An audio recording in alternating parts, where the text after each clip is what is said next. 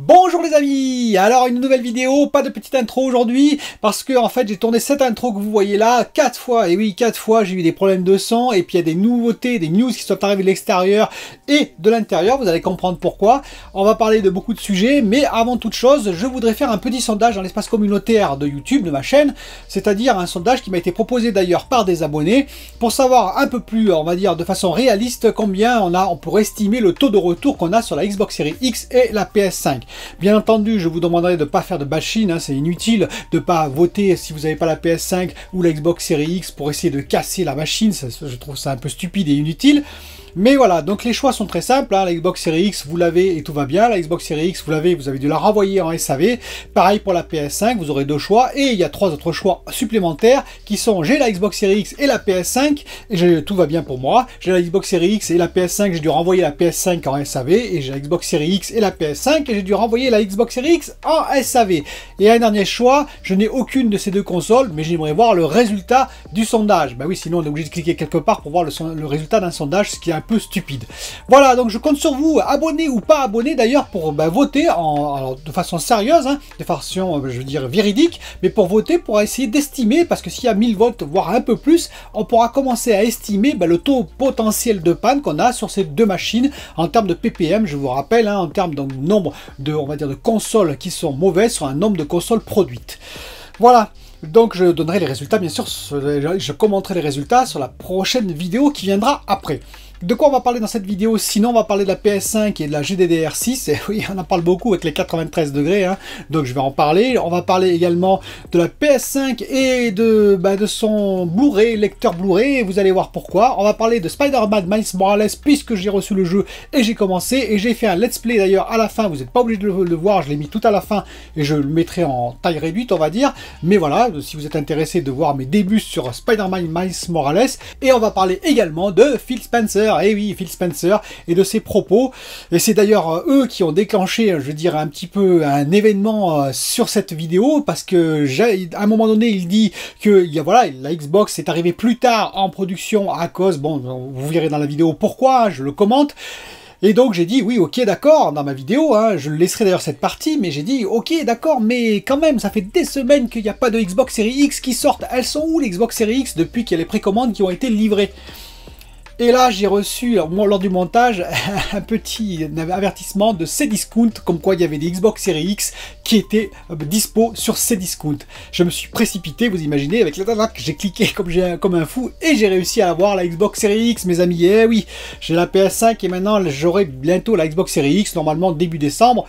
Donc, vous voyez bien, par Cdiscount et non par Micromania. Donc, Micromania, s'ils m'envoient un mail, tant pis pour eux, hein, ça fait 1 mois et demi que j'attends.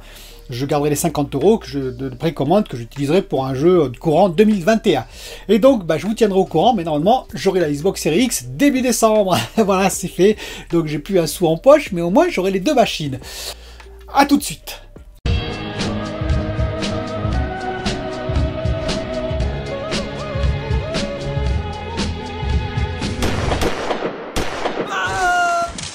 Parlons maintenant de la PS5. Et oui, la PS5 qui refait parler d'elle, décidément, hein, en ce moment.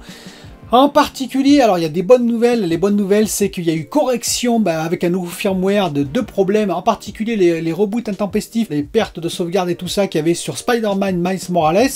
Et donc j'ai pas eu de problème d'ailleurs sur ce jeu, j'en parlerai à la fin de ce jeu, mais j'ai pas eu de problème particulier, hein, j'ai repris plusieurs fois, aucun problème. Et aussi le problème qu'il y a en particulier sur la recharge de la manette avec l'USB de face avant, la façade avant, hein, et donc ça c'est réglé aussi apparemment avec ce firmware. Par contre, il y a eu d'autres soucis qui sont arrivés, des soucis hardware apparemment, puisqu'il y a des PS5 qui ont dû être envoyés au SAV, c'est-à-dire des PS5 qu'on allume et qui s'éteignent tout de suite. Pourquoi? On ne sait pas. Alors c'est sûrement pas un problème de surchauffe, hein, puisqu'il faut quand même un certain temps pour que ça surchauffe, parce qu'on va en parler après, des problèmes de surchauffe. Mais c'est peut-être un problème tout simplement effectivement d'un composant qui est défectueux, ou alors un gros problème software qui ne peut pas être réglé par l'utilisateur puisqu'il n'a aucunement la main sur sa console. Donc effectivement, je reconnais que c'est assez désagréable. Et parlons également donc de ce problème de GDDR6, vous savez, qui a été relevé par un YouTuber assez connu aux États-Unis.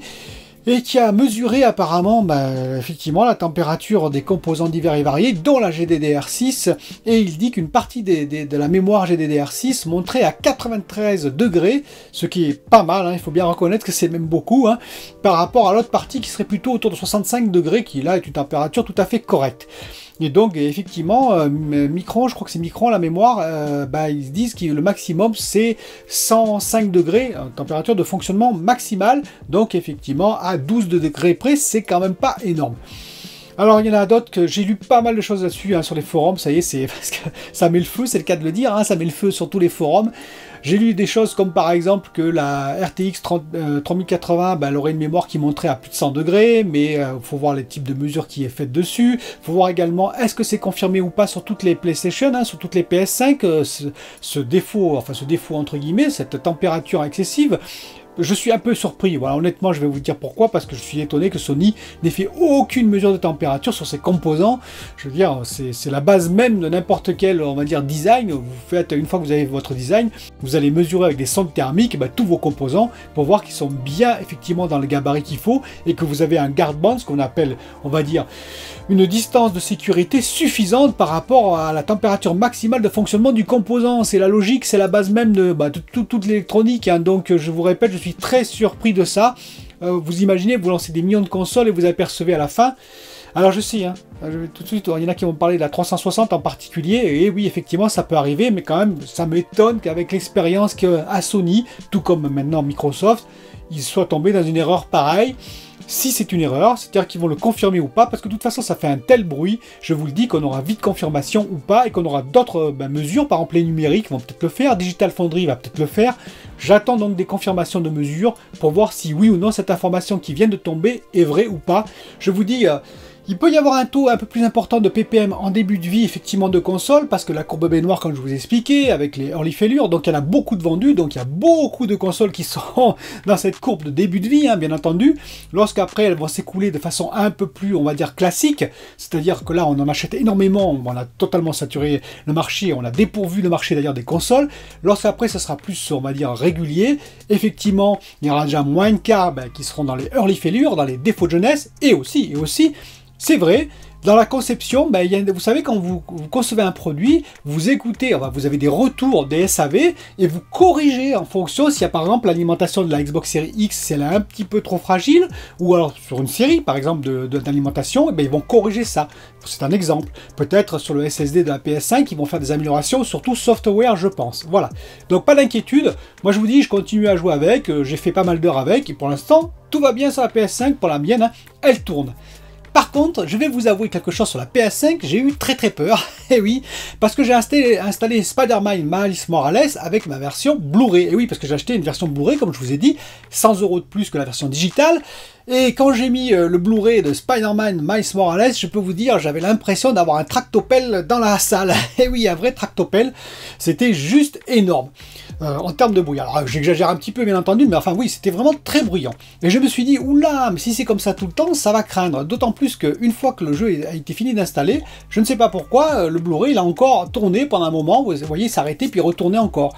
Je me suis dit, là, ça craint vraiment, parce que imaginons qu'on regarde un film Blu-ray 4K, vous voyez, par exemple Interstellar, là où il y a des passages très calmes, et que vous avez ce bruit qui vient vous perturber le film tous les quarts d'heure, voire tout le temps, si ça tourne tout le temps, le Blu-ray, ça serait pas cool. Donc j'ai tout de suite essayé un Blu-ray classique, parce que j'ai pas de Blu-ray 4K, hein, j'ai pas de télé 4K pour l'instant, mais j'ai des Blu-ray classiques. J'ai essayé Blade Runner, le premier en version remasterisée, et ça a parfaitement marché, il n'y a aucun bruit, le Blu-ray se fait à peine entendre, donc oui, ça va, il n'y a pas de problème, d'autant plus que une fois que j'ai repris Spider-Man Miles Morales, comme vous verrez dans le let's play que je vais mettre à la fin, pas de bruit de Blu-ray non plus, il s'est pas déclenché intempestivement, on va dire, et donc tout va bien de ce côté-là.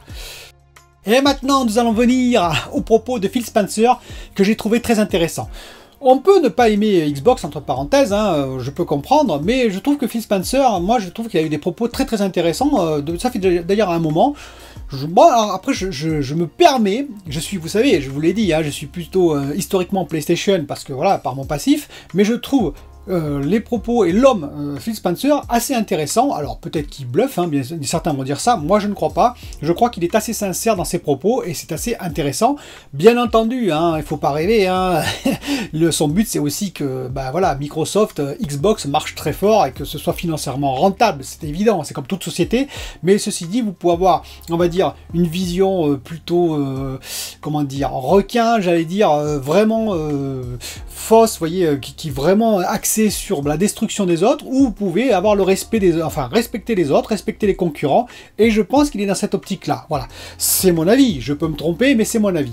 La première chose qu'il a dit qui est très intéressante pour moi, c'est qu'il a parlé, il a fait un retour sur la DualSense, vous savez, la DualSense de Sony, et il a fait un retour très positif en disant que c'était vraiment une innovation majeure pour lui, que voilà, il avait trouvé ce qu'ils avaient, Sony, leur recherche, on va dire, un peu imaginative sur de changement sur leur manette, eh ben, c'était vraiment une belle chose, ils avaient fait un bel objet, et ça, vous voyez, de le reconnaître, c'est intéressant, parce que déjà, premièrement, ça indique que peut-être dans une future manette, eh ben, on aura une amélioration de Xbox qui, je vous rappelle, de ce côté-là, est resté assez classique par rapport à la Xbox One et Xbox One X. La manette était très très bonne hein, sur Xbox One et Xbox One X, du retour des joueurs, donc ils sont restés un peu sur la même logique, et c'est très bien. Ceci dit, voilà, l'innovation apportée chez Sony, elle a l'air très intéressante, et je le reconnais moi-même, la manette est très très bonne.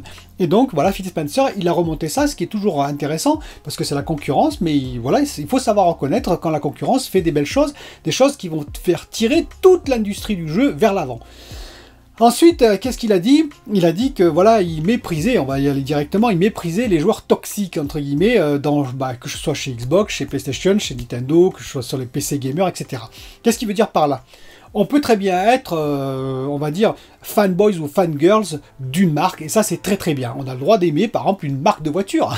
Ça arrive aussi, hein, ça existe depuis très très longtemps, et on peut adorer une marque de voiture. C'est pas pour ça qu'il faut aller cracher sur toutes les autres marques. Vous voyez ce que je veux dire? Et surtout, c'est pas pour ça qu'il faut, je dirais, espérer que les autres marques échouent. Je pense que c'est une grave erreur. Ainsi, Xbox, s'il n'y avait pas PlayStation, je l'ai toujours dit, la concurrence c'est sain, et c'est vraiment bien. S'il n'y avait pas Xbox, s'il n'y avait pas PlayStation pour Xbox, eh ben peut-être que Xbox n'aurait pas avancé comme ils ont avancé. Inversement, pour PlayStation, s'il n'y avait pas Xbox, peut-être que PlayStation n'aurait pas avancé comme ils ont avancé. C'est parce qu'il y a de la concurrence qu'on essaie de faire de l'innovation technique toujours en avant, qu'on essaie de faire mieux. On le voit avec la DualSense, par exemple, hein, la preuve pour la manette, et on voit que Phil Spencer, je vous dis, je vous répète, pour la prochaine manette, il va penser vraiment autrement, je pense, il va essayer d'amener de l'innovation, donc c'est toujours intéressant, grâce finalement à ce qu'a fait PlayStation.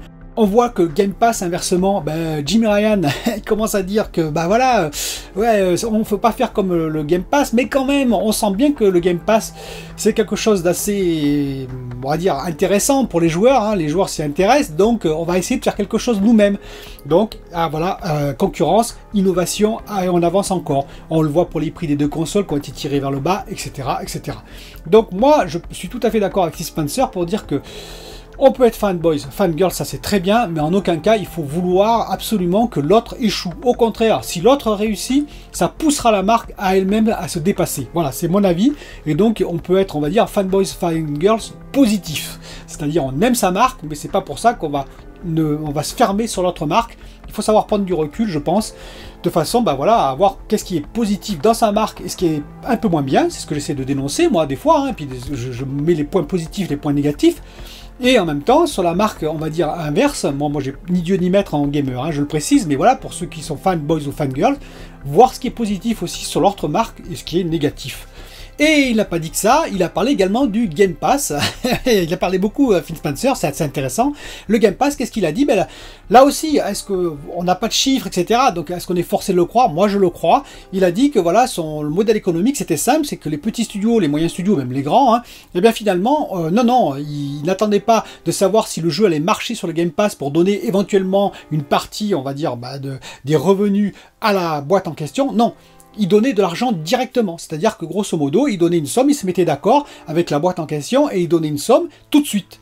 Alors vous allez dire, oui, mais si jamais le jeu il marche super bien après, etc., ils sont un peu lésés.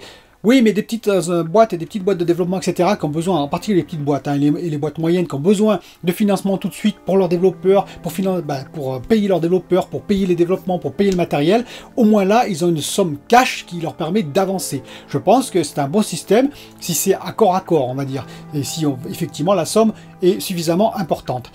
Alors, il a également parlé de rentabilité du Game Pass, parce qu'on peut s'inquiéter de ça. Il a dit que de toute façon, c'était sur du long terme. Il a voulu rassurer les joueurs qui ont pris, effectivement, le Game Pass. Et de ce côté-là, je le rejoins aussi.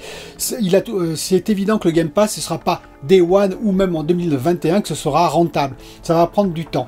Mais ça dépend du nombre de joueurs. Hein. Vous pensez bien, il y a des analystes financiers chez Microsoft, ils ont fait tous les calculs. Hein. Et par exemple, si on atteint 30, 40, 50 millions de joueurs qui seront abonnés au Game Pass, ce qu'on peut peut-être penser hein, dans 2, 3, 4 ans, eh bien effectivement, là, et croyez-moi, ça deviendra peut-être très rentable, surtout à 10 € par mois, voire 13 € avec le Game Pass Ultimate, que vous multipliez par les 50 millions de joueurs par mois. Donc on verra, mais je pense que c'est un pari qui est quand même plus réfléchi que ce que l'on croit. Et le dernier point qu'il a soulevé, parce qu'il en a soulevé plusieurs, eh bien il a voulu me répondre à moi, voilà, parce qu'il a vu ma vidéo, hein, la vidéo du geek, et il s'est dit, ah, faut que je réponde au geek.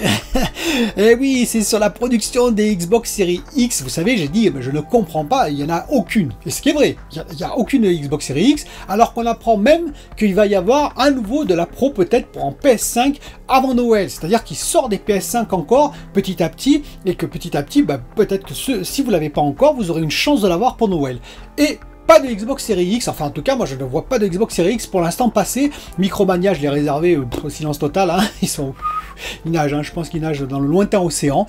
Bref, et il a expliqué pourquoi. Il a expliqué parce que effectivement ils ont lancé la production tardivement à cause d'une mise à jour entre guillemets design avec AMD pour avoir toute la fonctionnalité RDNA 2 dans la Xbox Series X et S en l'occurrence. Et je le crois. Voilà, moi je vous dis honnêtement, oui, je le crois. Une fois de plus, je dis que j'ai aucune raison de ne pas le croire. Donc je pense qu'effectivement, ils ont peut-être lancé ça fin août, début septembre, la production. Et si c'est le cas, effectivement, on peut comprendre que là, on va pas sortir 10 millions de consoles en un mois. Ça c'est voilà, les usines estampillées Microsoft, enfin Xbox, elles font ce qu'elles peuvent, mais voilà. Donc du coup, effectivement, ça a été, voilà, il y a eu un nombre de consoles assez limité. Pour terminer cette vidéo, je vais donner mon avis sur Spider-Man Miles Morales avant de vous mettre le let's play. Hein. Donc, qu'est-ce que j'en ai pensé? Alors, oui, alors je vais parler technique et jeu. Hein. Oui, c'est un jeu next-gen, on peut le dire, début next-gen, c'est-à-dire que vraiment, oui, là, on voit qu'on commence à sentir la puissance de la PS5, donc la Xbox Series X, quand je l'aurai, j'espère avoir la même qualité de jeu sur d'autres jeux, bien entendu. Là, on sent la puissance de la PS5, c'est-à-dire, oui, effectivement, il y a du ray tracing, effectivement, c'est surtout la vitesse d'exécution, hein, donc les FPS, même si c'est sur du Full HD. Alors, je précise, il y a quelqu'un qui m'a dit, oui, mais Full HD, prendre une PS5, c'est un peu comme donner de la confiture au cochon. Alors, je me permets de dire que non. Non, c'est-à-dire que tout le monde n'a pas les moyens, même si ça coûte 300 €, de se payer un 4K tout de suite. Et puis peut-être que les gens ils veulent pas un 4K à 300 €, mais plutôt un 4K estampillé gaming, qui ça coûte peut-être un peu plus cher quand même. Donc voilà, ils veulent économiser, mais ils ont une PS4 par exemple, ils veulent passer à la PS5, ça me paraît tout à fait légitime et tout à fait normal, car on bénéficie quand même d'une nette amélioration. Donc on a le droit d'avoir un Full HD et de se payer quand même une PS5. Et quant à moi, je vous l'ai dit, dès que je pourrai, j'aurai un 4K. Mais même sur le Full HD, même si je n'ai pas l'HDR, je vois vraiment, oui, une qualité, on va dire, graphique assez impressionnante. C'est très très rapide, c'est très fluide, voilà, c'est incroyable. Pas de chargement, oui ça c'est vrai, vous vous déplacez partout dans la ville, zéro chargement, ça c'est effectivement vrai, reconnaissons-le. Hein. Et puis effectivement, en termes de ray tracing, d'effets lumineux, c'est très joli, les textures sont très très belles. Le jeu en lui-même, je vais être un peu plus mesuré, je vais dire que, grosso modo, je ne veux pas faire la même erreur que ce que j'ai fait sur Last of Us 2, où j'avais dit au départ, ça me paraît quand même un peu dirigiste, et puis à la fin, je vous ai lâché grand coup de cœur. Donc on va éviter, hein. Je vais continuer, parce que c'est vraiment le début du jeu, et je vous ferai des retours réguliers, mais oui, alors il y a quand même des possibilités de combat différents dans Spider-Man, hein. Vous avez quand même des possibilités de combattre de façon différente. Vous avez aussi, ce qui est pas mal, un éventail de compétences qui va augmenter avec votre niveau. Alors c'est pas du niveau de Assassin's Creed Valhalla et encore moins de Cyberpunk 2077 où là je pense que on va se perdre dans toutes les options qu'on aura dans ce jeu qui a l'air absolument fou. Mais quand même, il y a quelques possibilités d'évolution. Je vous en dirai plus une fois que j'aurai joué à ce jeu. Je vous dis à bientôt pour une autre vidéo. Donc mes amis, c'est parti pour Spider-Man Miles Morales. Et oui. Donc j'espère que ça va bien se passer. Voilà. On va voir ce que ça va donner. Ça va sentir aussi la... Alors j'espère que le casque est assez fort. Hein. Et je fais démarrer. C'est parti. Alors donc j'ai mis en mode fidélité, c'est-à-dire avec le ray tracing, bien entendu. Hein. Et on va voir ce que ça va donner. Ça vibre.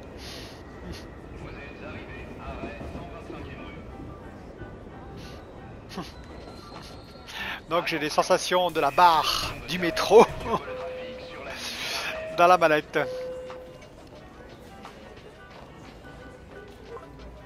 Alors je tiens à préciser, hein, faire les courses, ah ouais, c'est sûr. Je tiens à préciser que l'installation du jeu avec le Blu-ray était très bruyante. J'en parlerai dans une vidéo d'ailleurs de ça, peut-être dans celle-ci en début hein, d'ailleurs, avant de présenter mon jeu. Hein.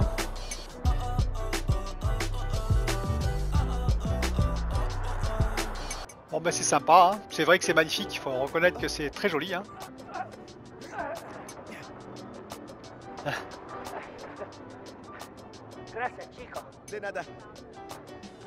Donc je sais pas si vous avez vu des let's play de Spider-Man. Hein. Attendez. Cool, merci. Pas de problème. Bah, il est possible que je fasse des coupures hein, à certains moments pour pas que super boulot. Vous y passiez 30 minutes. C'est un peu de place pour le nouveau, au cas où. Donc même si c'est sur un écran Full HD sans HDR, je peux vous dire que ça claque quand même. Hein. Le convoi.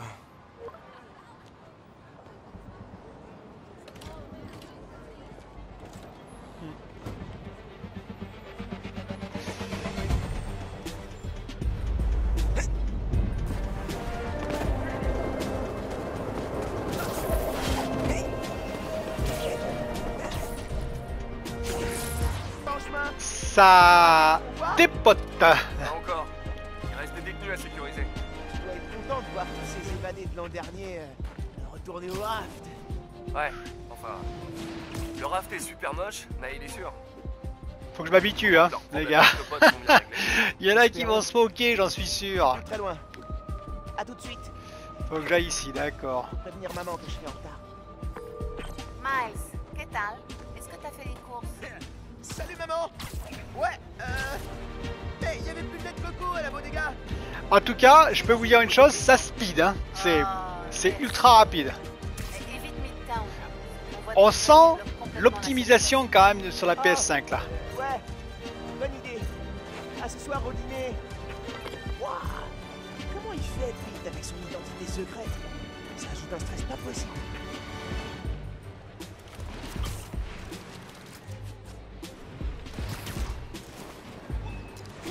Et c'est fluide, ça se dirige très très bien. Et voilà, ça cartonne. Hein. On s'y habitue très très vite hein, finalement. Et vous avez vraiment les sensations de vitesse. Hein. C'est assez impressionnant.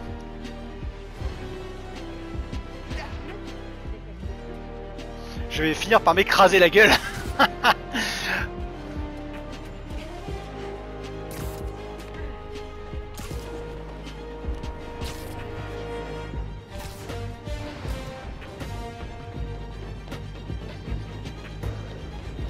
Et alors effectivement, aucun chargement, hein. Bon ben ça c'était prévisible, hein.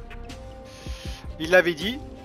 En termes de ray tracing, bah oui, on sent quand même que voilà, il y a des... En tout cas, c'est présent, comme l'avait dit d'ailleurs Digital Foundry, rappelez-vous. Hein. Bah écoutez les amis, c'est pas mal, hein. Voilà, donc... Après il faut voir ce que ça donne en combat, c'est-à-dire que je pense que c'est un jeu assez dirigiste, hein, donc... Eh bien on va voir ce que ça va donner. Allez c'est parti. Pete, t'es là? Ouais, je fais le plein de carburant. Comment t'arrives à boire? En faisant très attention. Ok, en voiture. Deux en route avec cargaison lourde. Bien reçu LX2, on vous aperçoit. C'est une sacrée opération. C'est normal. Des centaines de criminels se sont échappés du rap l'an dernier. Maintenant, il faut les remettre en cellule. La police ne veut pas prendre de risques. Surtout avec notre invité d'honneur. On a beaucoup d'interférences là. C'est un des anciens complices de Doc Ock. Possible. Peut-être Vulture. Ou peut-être Scorpion. Ou peut-être quelqu'un de plus gros. Ok. Là, on a un Ah, ça y est. les câbles lâchent toujours. Vite, t'inquiète. Ouais, non.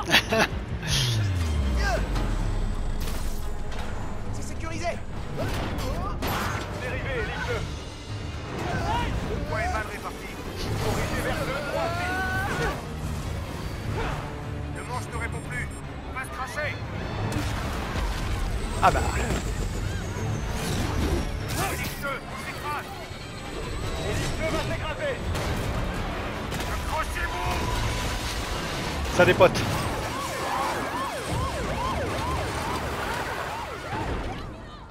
Elite 2 écrasé. On se croirait dans un film de Spider-Man. Intervention déployée. Spider-Man. Elite 2. Vite. Je suis désolé, je voulais pas. C'est pas grave, on gère. Faut juste l'empêcher de s'ouvrir avant. Tu gères, tu gères pas grand chose. Et voilà. Eh merde. Avant que ça n'arrive. Ouh, il a pas large gentil lui. Salut. Salut. Ah. Le rhino en pleine forme.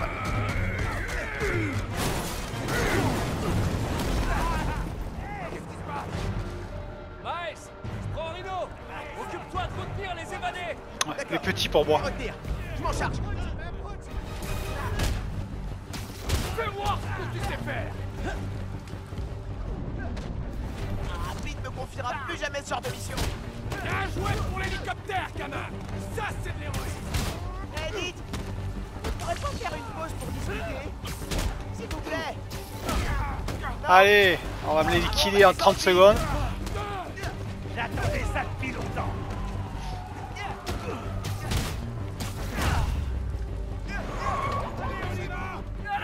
Comment ça se présente? Oh, oh, oh, oh, oh. Lui, il a l'air plus gros. Encore? Presque rêvé. Oh, il a un flingue. Pour rester d'accord. Ok.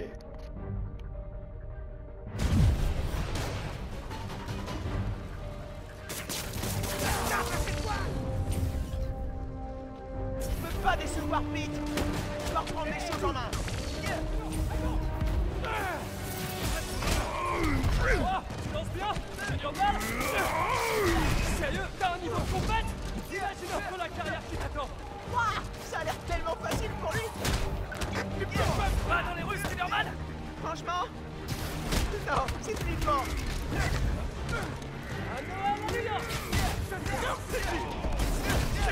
Je l'avais encore jamais vu d'aussi vrai. Quelle baraque. C'est un vrai chef-d'œuvre sur pattes. Je ne formulerai pas comme ça.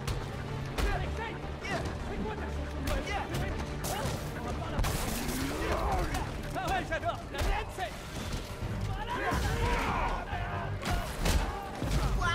Excusez-moi, hein, mais je suis hyper concentré, comme vous voyez. Hein.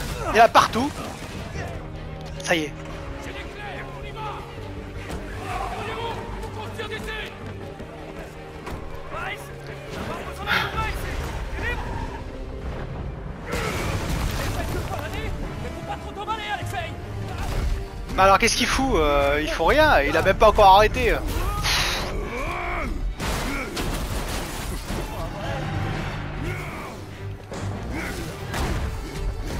Oh oh.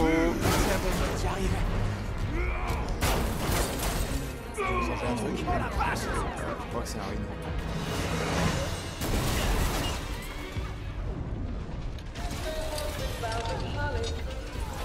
Désolé, j'ai eu ça là. Pete, sur une échelle de 1 à 10, comment on s'en sort? Ah. Ah ah. Bon mais mes amis, on va arrêter là. Hein. Je vais m'entraîner, je crois. Pete, sur une échelle de 1 à 10, comment on s'en sort? 10 pour les actions interclasses, 1 pour limiter les dégâts. Je vous dis à bientôt, mes amis, pour une autre vidéo. Et on parlera du Blu-ray, du lecteur Blu-ray, peut-être dans cette vidéo d'ailleurs, de la PS4. Voilà, en tout cas, c'est assez dynamique, hein. On ne peut pas dire le contraire. Allez les amis, à bientôt.